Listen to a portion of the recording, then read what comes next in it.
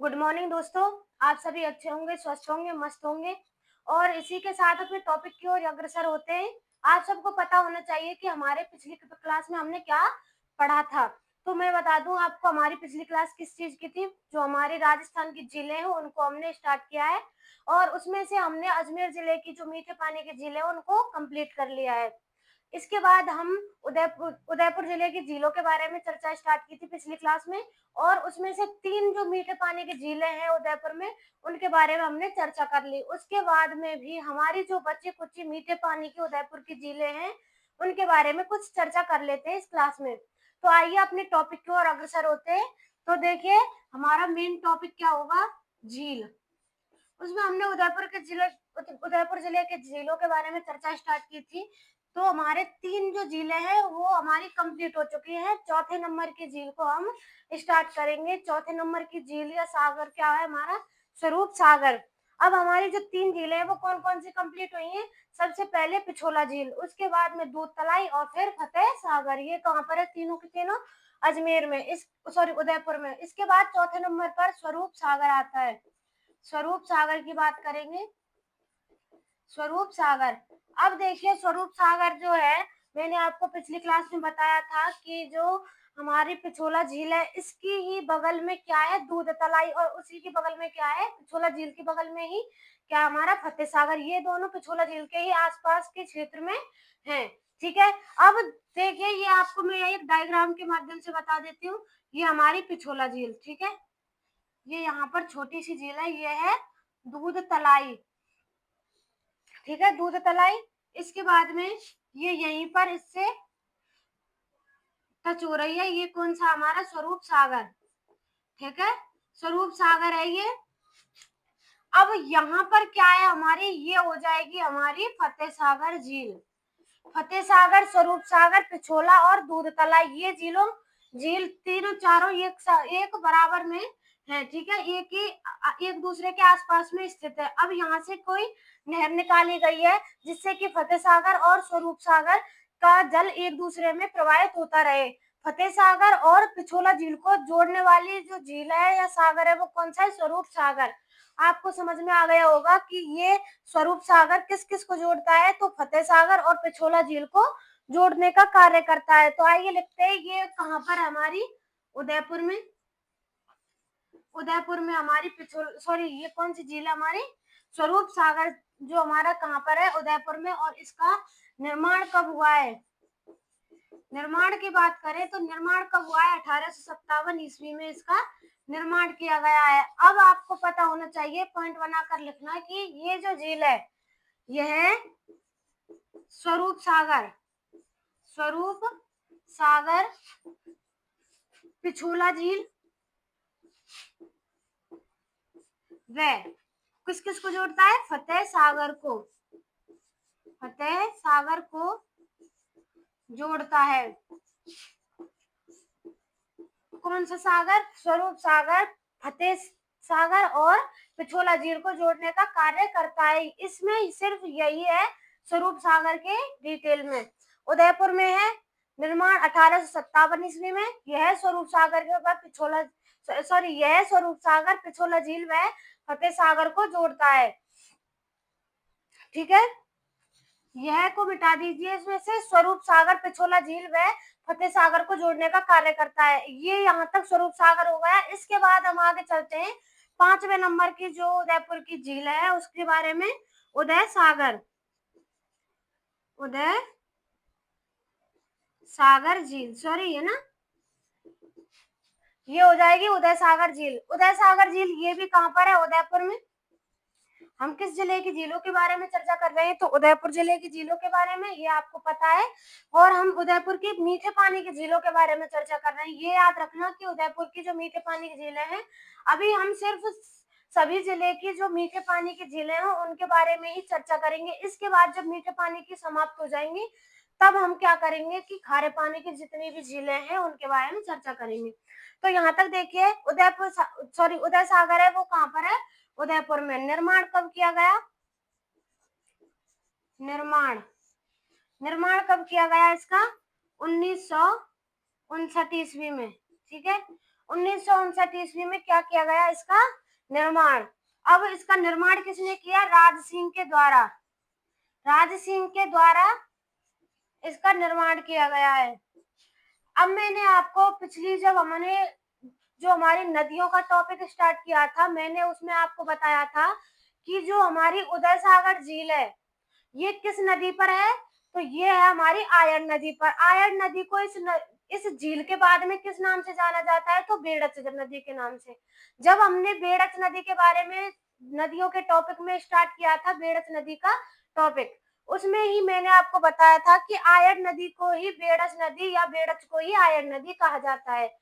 तो इसमें सवाल उठता है कि आयन नदी को बेड़च नदी क्यों कहा जाता है? सॉरी, कहां से और कहां तक इसे आयन कहा जाता है और कहां से कहां तक इसे बेड़च कहा जाता है? तो उदय सागर से उद्गम से और उदय सागर तक इसे क्या कहा जाता है? आयन नदी। और उदय सागर से आगे और अंत तक, उदय सागर से स्टार्ट होके और अंत तक इसे क्या कहा जाता है? बेड़च नदी।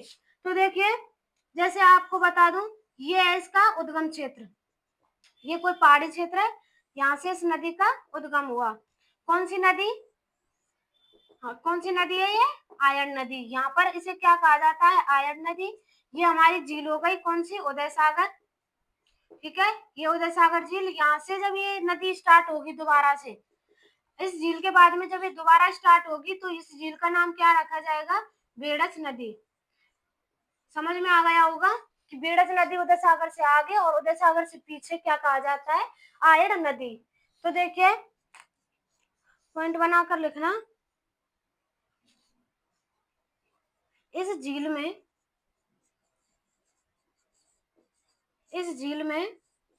अब ये भी आप देख सकते हो कि इस झील में जल कहां से आ रहा है? आयन नदी से। ठीक है, आयन बोलो या फिर बेड़च बोलो, बात एक ही है।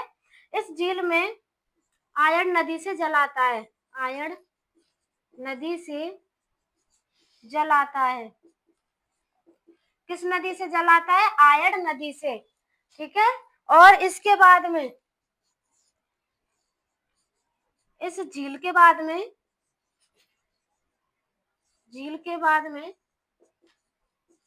इस नदी को क्या कहा जाता है? इस नदी को बेड़च नदी कहा जाता है। क्या कहा जाता है? बेड़च नदी। इस झील के बाद में इस नदी को क्या कहा जाता है? बेड़च नदी।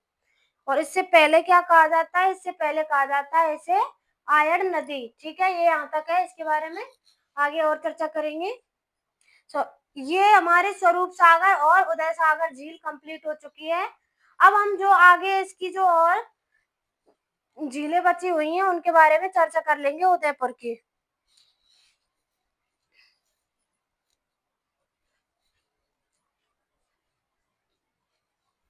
सॉरी, यहाँ से देखिए आप, ये राज सिंह नहीं है, इसमें उदय सिंह है। ठीक है, सॉरी, यहाँ पर क्या है? ये उदय सिंह। उदय सिंह ने क्या किया है? इसका निर्माण करवाया उदय सागर का। आपको नाम से ही पता चल जाएगा कि उदय सागर को किसने निर्माण करवाया? तो उदय सिंह ने 1959 ईस्वी में। ठीक है, यहाँ तक देखिए। इसके बाद हम आगे स्टार्ट करते हैं।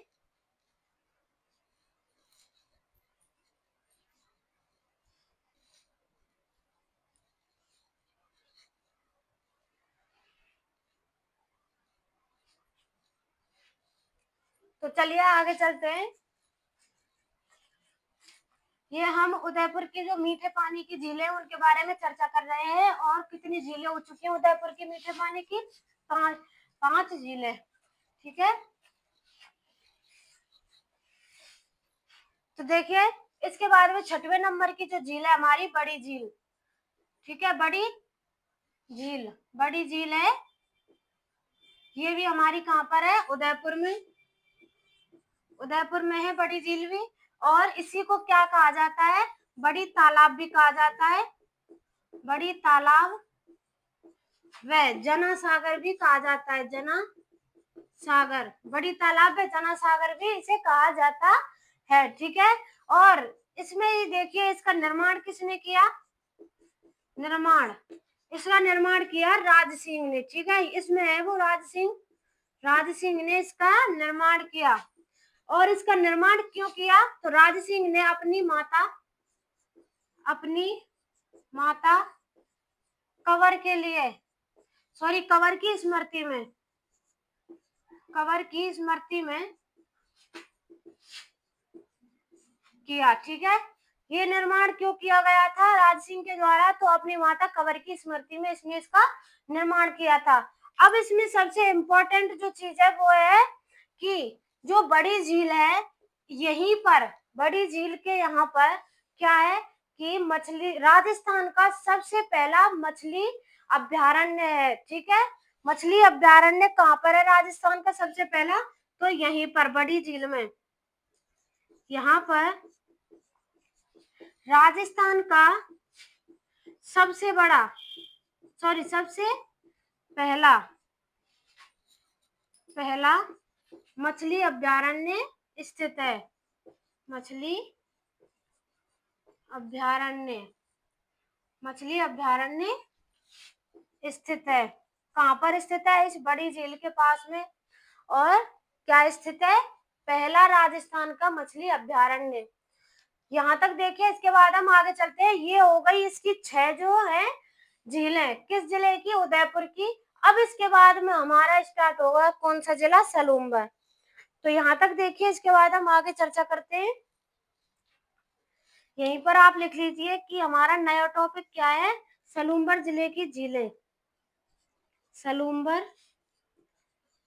जिले की झीलें। सलूम्बर जिले की झीलें कौन कौन सी हमारी? सलूम्बर जिले की झीलें हैं, सबसे पहले नंबर पर लिखना आप जयसंबंध झील। सलूम्बर जिले की जयसंबंध झील है, ये कहाँ पर है? सलूम्बर में। सलूम्बर जिले की मीठे पानी की झील, अब ये कहाँ पर है? सलूम्बर में। सलूम्बर में ये स्थित है। इसका निर्माण किसने किया? निर्माण की बात करें तो निर्माण किसने किया? इसका निर्माण किया गया है जय सिंह के द्वारा। जय सिंह के द्वारा इसका निर्माण किया गया है। जय सिंह के द्वारा इसका क्या किया गया है? निर्माण। यहाँ तक देखिए, इसके बाद हम आगे चर्चा करते हैं। ये हमने सलूम्बर जिले की जो झीलें हैं उनको स्टार्ट कर लिया है। उसमें भी क्या है? सबसे पहली झील है हमारी संबंध झील।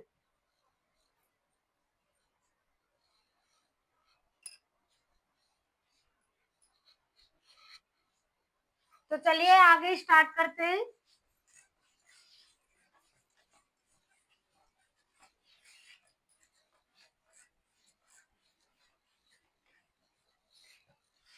देखिए, हमने कौन सी स्टार्ट की थी? सलूम्बर जिले की मीठे पानी की जयसंबंध झील के बारे में चर्चा स्टार्ट की। अब देखिए, ये जो झील है इसमें नदी, किस किस नदी का जल आता है? तो देखिए, नदी का जल, डैश लगा कर लिखना, नदी का जल। कौन कौन सी नदी का इसमें जल आता है? तो बागर नदी का, बागर नदी, गोमती नदी, गोमती, बागर और सांवरी। ठीक है, सांवरी नदी, सांवरी नदी, गोमती और बांगर नदी का इसमें जल आता है। अब इसके उपनाम क्या क्या है? उपनाम क्या क्या है इसके बारे में चर्चा कर लेते हैं। ढेबर झील के नाम से जानी जाती है, ढेबर झील। और एक और नाम है इसका जलचरों की बस्ती, जलचरों की बस्ती। इसे क्या कहा जाता है? जलचरों की बस्ती और ढेबर झील। अब इसे ढेबर झील क्यों कहा जाता है? क्योंकि ये ढेबर दर्रे से निकलती है। ठीक है, ढेबर दर्रे से निकलने के कारण इसे क्या कहा जाता है? ढेबर झील। अब देखिए, ये हो गई इसकी बेसिक डिटेल्स। अब इसके जो किनारे पर क्या क्या स्थित है उसके बारे में स्टार्ट करते हैं चर्चा। ठीक है, इसमें एक और पॉइंट लिख लेना आप, यह राजस्थान की सबसे बड़ी कैसी झील है? कृत्रिम झील है, कृत्रिम झील है। अब आप समझ गए होंगे कि ये राजस्थान की कैसी झील है? सबसे बड़ी कृत्रिम झील, जिसका निर्माण किसने किया है? मानव के द्वारा किया गया है। ठीक है, अब देखिए यहाँ पर इसके किनारे पर क्या क्या स्थित है। किनारे पर क्या क्या चीज स्थित है? किनारे पर क्या क्या स्थित है, उसमें सबसे पहले पॉइंट पर लिखना राजकुमार का महल।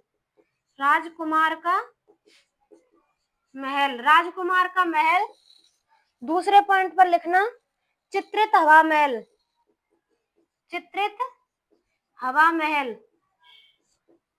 तीसरे पॉइंट पर लिखना रूठी रानी का महल। रूठी रानी का महल। अब इसके बाद में चौथे पॉइंट पर नर्मदेश्वर महादेव का मंदिर। नर्मदेश्वर महादेव, सॉरी, नर्मदेश्वर शिवालय। शिवालय स्थित है, नर्मदेश्वर शिवालय स्थित है। इसके बाद में 5वें पॉइंट पर लिखना कि यहाँ पर 6 पत्थरों के हाथी बनाए गए हैं। पत्थरों के हाथी भी स्थित है, 6 पत्थरों के हाथी स्थित है। यहाँ तक देखिए, इसके बाद हम आगे इसकी और चर्चा स्टार्ट करेंगे। जो इसके किनारे पर स्थित मुख्य मुख्य चीजें हैं उनके बारे में ही चर्चा करेंगे। तो यहाँ तक देखिए,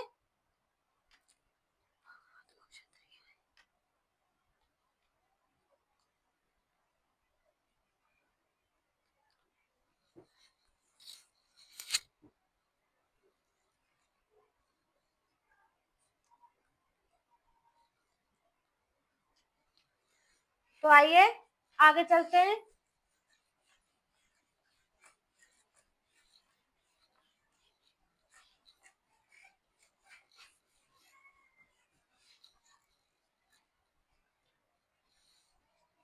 देखिए, यहाँ से हम स्टार्ट करते हैं कि क्या बताया मैंने, 6 पत्थरों के हाथी, ठीक है, नर्मदेश्वर शिवालय और रूठी रानी का महल, चित्रित हवा महल, राजकुमार का महल, ये सभी मैंने बता दिए हैं।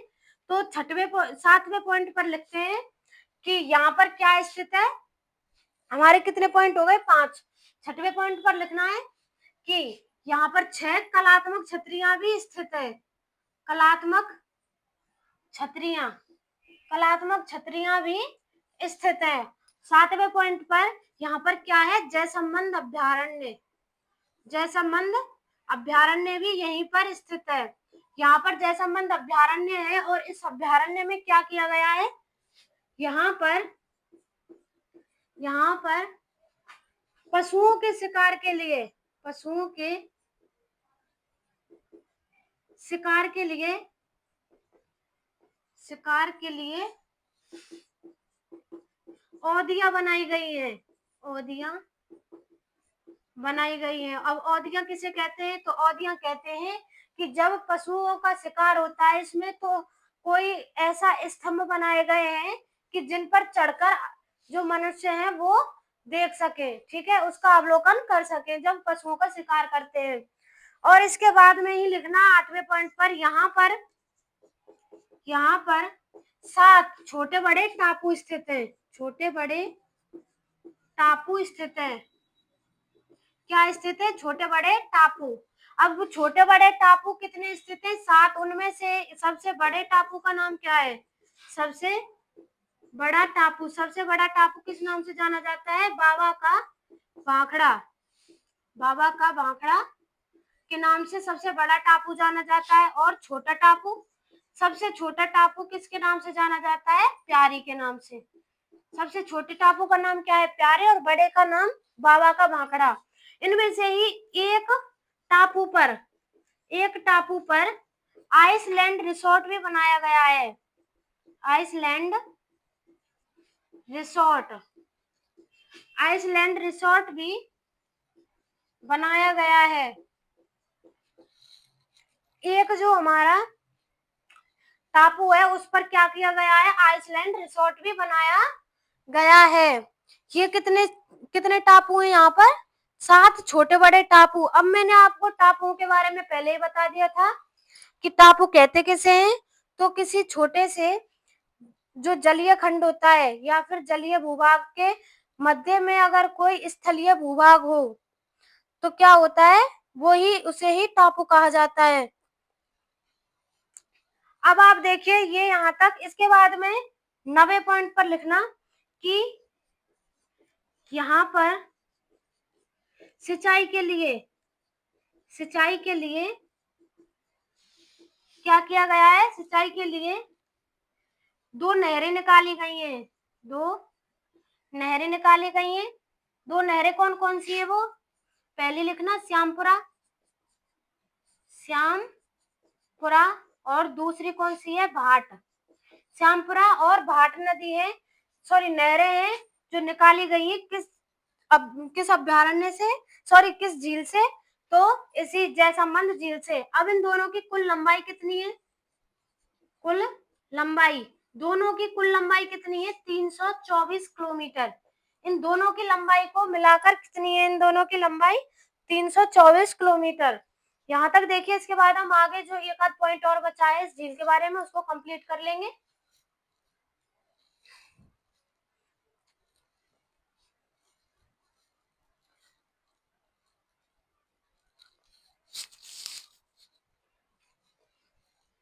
चलिए आगे चलते हैं।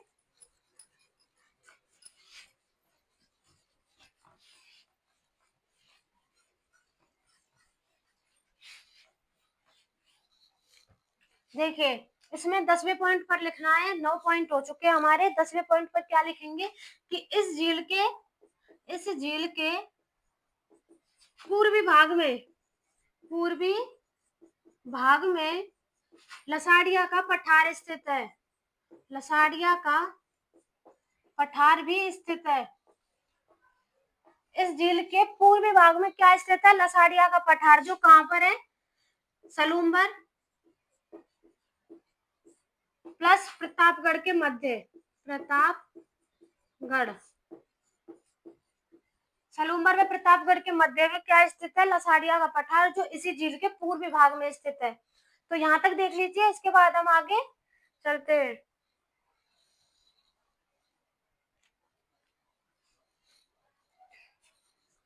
देखिए, आपको समझ में आ गया होगा, तो हम अपनी क्लास को यहीं पर समाप्त करते हैं, यहीं पर इसको क्लास को विराम देते हैं। तो अब अपनी क्लास में मिलते हैं अगली में, और इसी के साथ धन्यवाद और थैंक यू।